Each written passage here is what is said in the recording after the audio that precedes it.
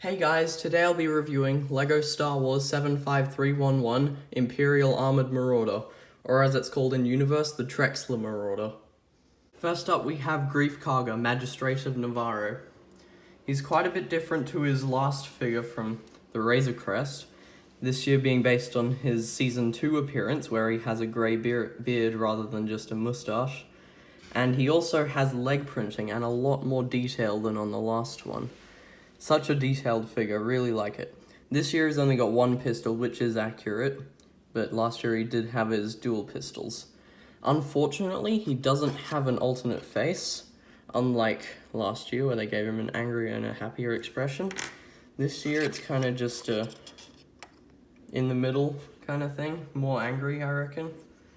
But yeah, kind of unfortunate with that, but otherwise a really great figure. Next up we have an artillery Stormtrooper, or as it's more commonly known as, the Mortar Trooper. He's pretty much just a normal Stormtrooper with yellow markings and a pauldron, as well as a backpack to store his mortars that he'll put in his little mortar thingy. There was actually a spare one of the piece used for the mortars in the box, so I've been keeping this on hand to use as a spare mortar for him to hold. So underneath the helmet he's got this face, which is one of the ones we've been seeing on Stormtroopers recently in place of the angry clone head. And if I take off this, I'll give you a better look at the pauldron. It's pretty cool, nice and detailed.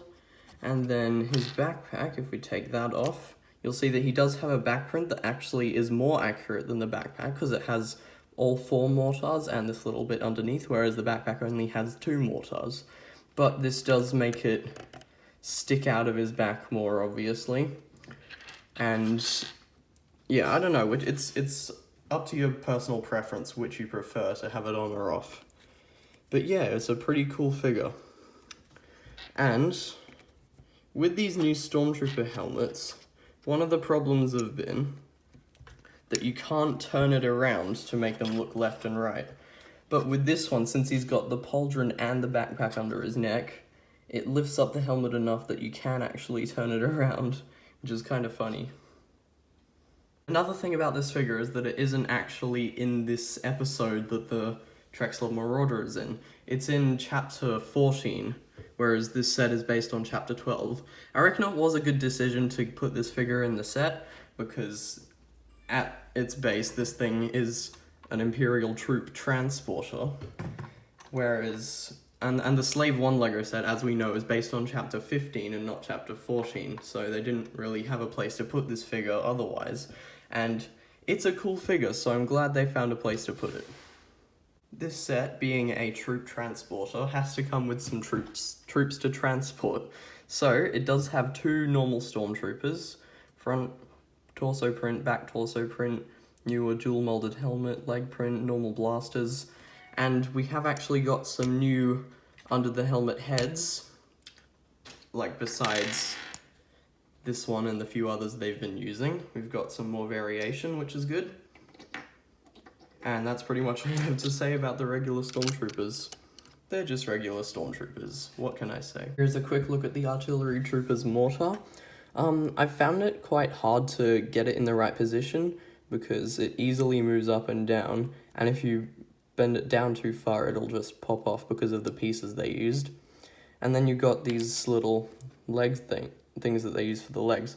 You gotta make sure it's twisted around to the right angle, and then you've gotta push them down correctly, otherwise it'll wobble like this. It's quite hard to get in position, but otherwise it's a good build and it goes well next to the Artillery Stormtrooper.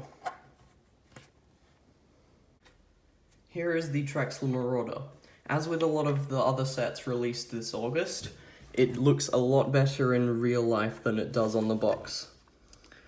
So yeah, really good recreation of the vehicle. Now to show you all of the 11 different panels that open. Actually, so first of all, we've got these 2 rotating cannons on each side. I found they are a bit flimsy, like if you move the thing around, they're just gonna fall out annoyingly. When in universe, they just stay in one place. So it would have been good if they'd use some different pieces to get some more friction on these bits. Also, so for these first two flaps, if you open them up on the side, there are these Imperial cargo boxes that does say cargo in Aurebesh, and it's got the Imperial logo on the other two sides. So open that. I've just put in a stud. The instructions don't say to put in anything in, but a stud fits, and sadly you can't fit more than one stud, which is kind of annoying. See, even if it's sitting upright, you've got to push it down to get it to fit in properly. Anyway, you can just slide that in there and you're good to go. Yeah, so another one on the other side. You can open up these two doors. These actually open in universe. That's how you get in and out of the vehicle. And as you can see, there is some space inside there. So that's how they get in and out. It's a little bit misleading on the box because it shows a Stormtrooper walking out, which kind of implies that it fits through the doorway, but it in fact does not. It's too short for him, although you can stand him up outside if you pose him correctly. So I'll close that up. Up the front, you can lift up this top panel and fold down this front one.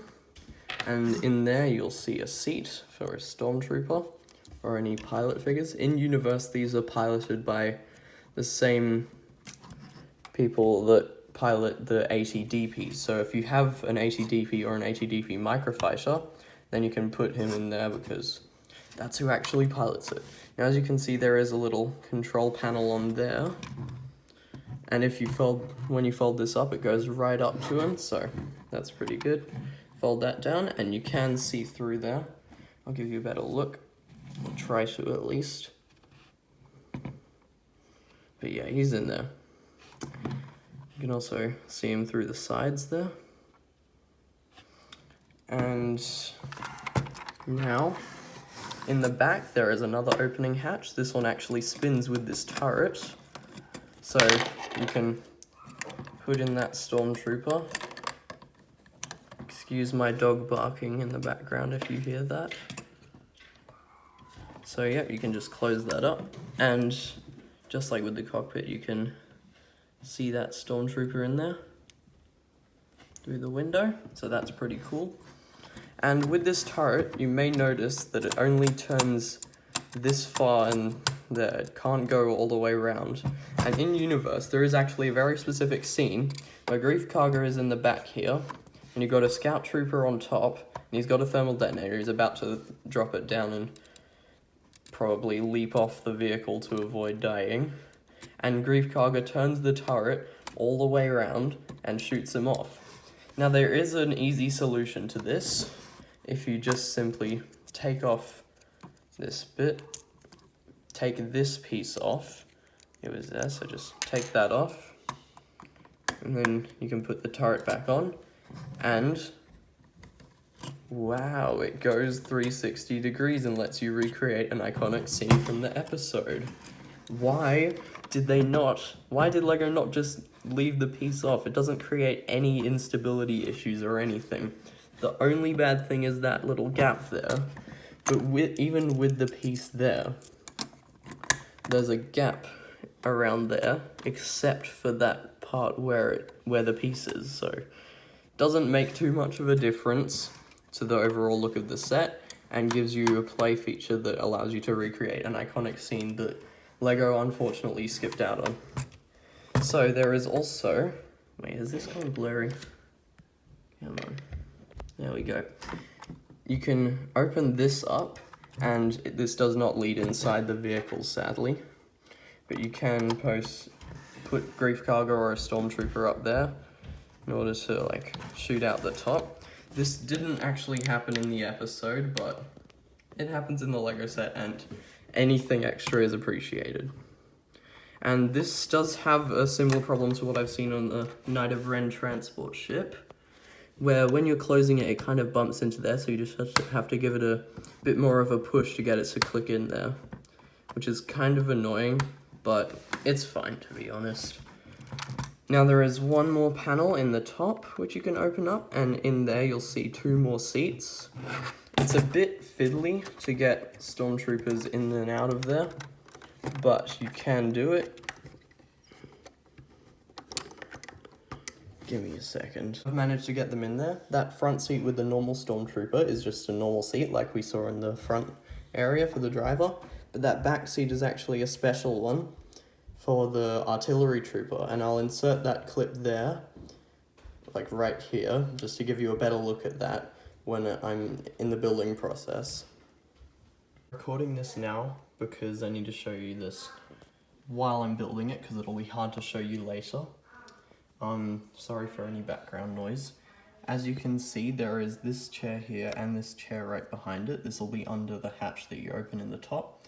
The reason that this isn't a proper chair piece like this is so that the Mortar Trooper or Artillery Stormtrooper can sit on it because of his backpack he can't get on that chair properly, but he can fit on there. So I think that's really cool that they did that just so you can properly have the Artillery Stormtrooper in there. Now you may remember that in this part in the entrance there was actually some more space in there, and I figured out that it is possible to get an extra Stormtrooper in there. As you can see, there's a Stormtrooper in there. It's not an actual seat, this wasn't an intended feature, but it does let you fit an extra Stormtrooper in there. And with that, the set includes 3 Imperial figures to store in this thing, but you can actually fit 1, 2, 3, 4, 5, and 6 if you count someone standing up in here. So this is quite a transporter. Driver, gunner, and 4 other troops can fit in this thing, and it's only 60 Australian dollars. So pretty good in my opinion. Overall, this is a really good set, and if you enjoyed the episode from The Mandalorian that this is based on, or you want to build up your Imperial army, I recommend buying this set.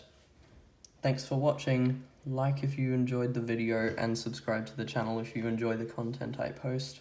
Goodbye.